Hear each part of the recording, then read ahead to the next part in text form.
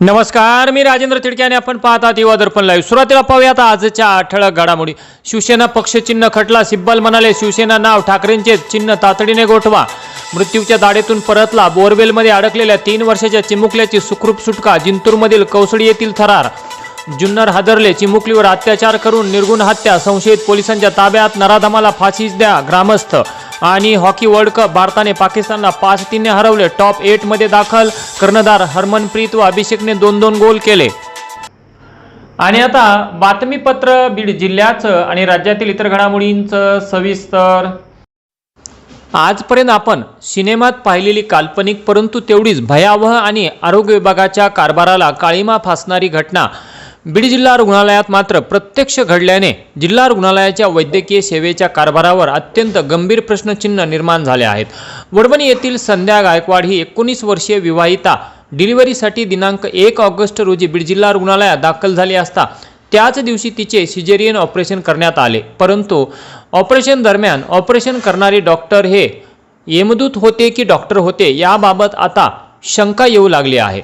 सिजर झाल्यानंतर डॉक्टरांनी आपल्या हातातील हँड ग्लोव्ज आणि टिश्यू पेपर हे साहित्य पेशंटच्या पोटातच ठेवून तिचे पोट शिवून घेतले। त्यामुळे पोटातील आतड्यात आणि गर्भाशयात इन्फेक्शन होऊन आतील अवयव सडून गेले असून सदर पेशंट हे आजच्या घडीला पुणे येथील ससून रुग्णालयात मृत्यूशी झुंज देत आहे। या प्रकरणी संध्या गायकवाड यांच्या आईने बीड जिल्हा रुग्णालयातील डॉक्टरांवर अत्यंत गंभीर आरोप करत मोठी मागणी केली आहे। पाहूयात। ही घटना आमच्या ऐकण्यात सुद्धा नव्हती, अशी घटना आमच्या ऐकण्यात नव्हती। हे डॉक्टर आहेत का खाटीक आहेत? बीड जिल्ह्यामध्ये जे डॉक्टर्स आहेत का ते खाटीक आहेत? हे फक्त लुटारू आहेत?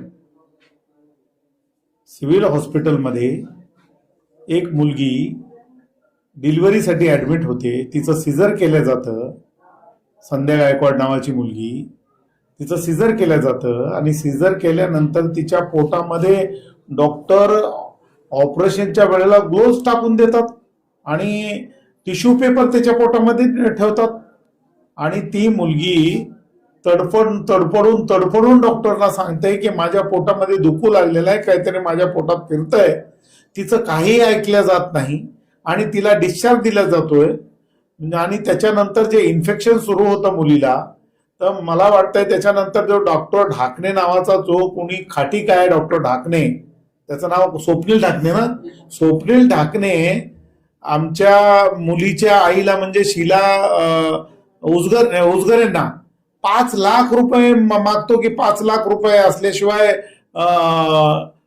तुम्ही ऍडमिट करू शकत नाहीत। किंवा माझं शासनाकडे ही मागणी आहे की मुलीचं जे अतोनात नुकसान झालेलं आहे, जीवनभराचं मुलीचं नुकसान झालेलं आहे, ते जीवनभराचं नुकसान सरकारने त्याची भरपाई केली पाहिजे आणि तिच्यावर होणारा जो औषधोपचाराचा खर्च आहे तो सुद्धा सरकारने केला पाहिजे। सरकारने त्याच्यात आरोग्य मंत्र्यांनी पुढाकार घेतला पाहिजे आणि आरोग्य खात्याकडून तो खर्च झाला पाहिजे आणि मुलीचं सुद्धा पुनर्वसन झालं पाहिजे, असं आमची त्यांना कळकळीची विनंती आहे आणि आग्रहाची मागणी सुद्धा आहे।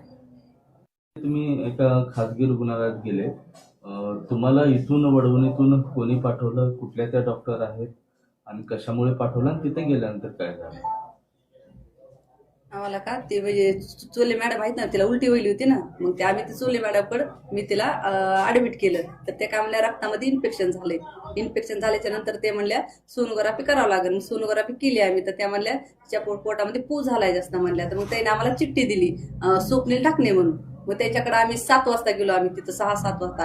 तर ते म्हणले ह्याच्या म्हणजे त्यांना चेक हे केलं, त्याचं ऑपरेशन तिकडे होतं, ते आले त्यांना म्हणजे तिकडचं काम सोडून आले, त्याने बघितलं, ते म्हणले तुम्ही सोनोग्राफी आणि म्हणले हे करून या ना सिटी स्कॅन।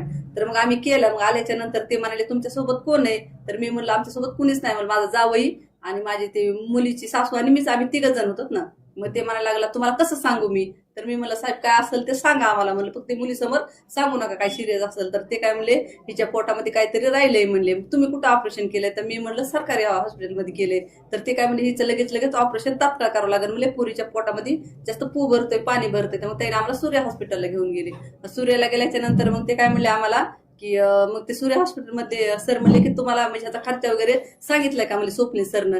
तर ते म्हणले नाही. तर मग ते काय म्हणले स्वप्नील सर लगेच येतील. मग ते लगेच त्यांची टीम वगैरे बरीच 20-25 जण घेऊन आले तिथं सूर्य हॉस्पिटलला. मग ते आमचं बोलणं झालं कॅबिन मध्ये बोलिलं. तर ते म्हणले आता तुम्हाला खर्चाचं सांगतो. तर म्हणलं सांगा म्हणजे. तर ते काय म्हणले शिरेची जरा थोडं म्हणले पेशंटचं जरा अवघडच आहे म्हणले. अवघड असल्यामुळे म्हणले तुम्हाला खर्च पण खूप लागेल. तर मला सांगा अगोदर सर पैसे किती लागते. तर ते काय म्हणले तुम्हाला 2 लाखापासून मला 5 पर्यंत 5च्या पुढं पण आणि म्हणजे 5च्या आत पण येऊ शकतात म्हणले.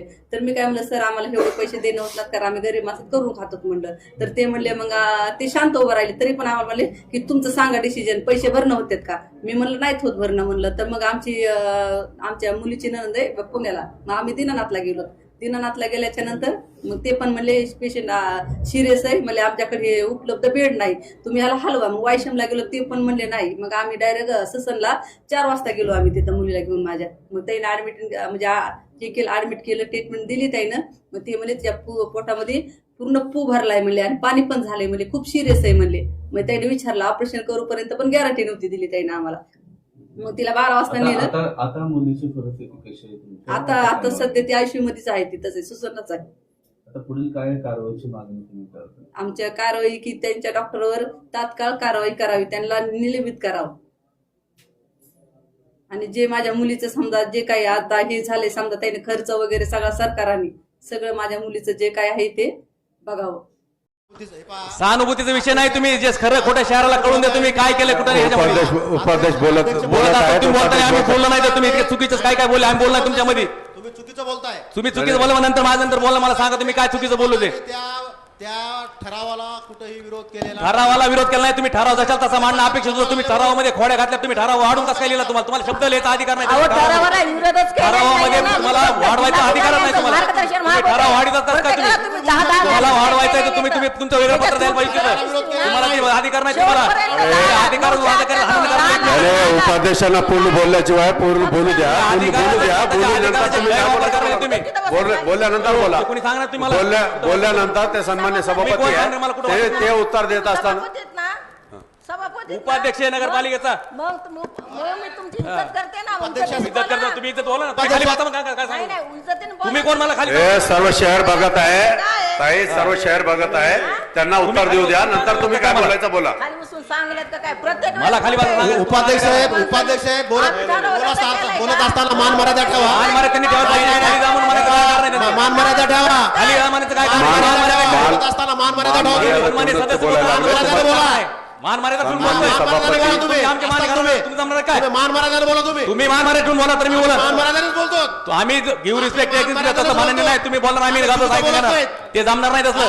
आम्हाला जमणार नाही. आम्हाला खाली जमणार तुम्ही ते जमतो तुम्हाला. म्हणून आपण इज्जत करतोय. मुझे लगता काय इज्जत करता तुम्ही. 20 वर्षापर्यंत इज्जत आहे माझी. अध्यक्ष महोदय लाईव्ह आहे त्यांना उत्तर देऊ द्या.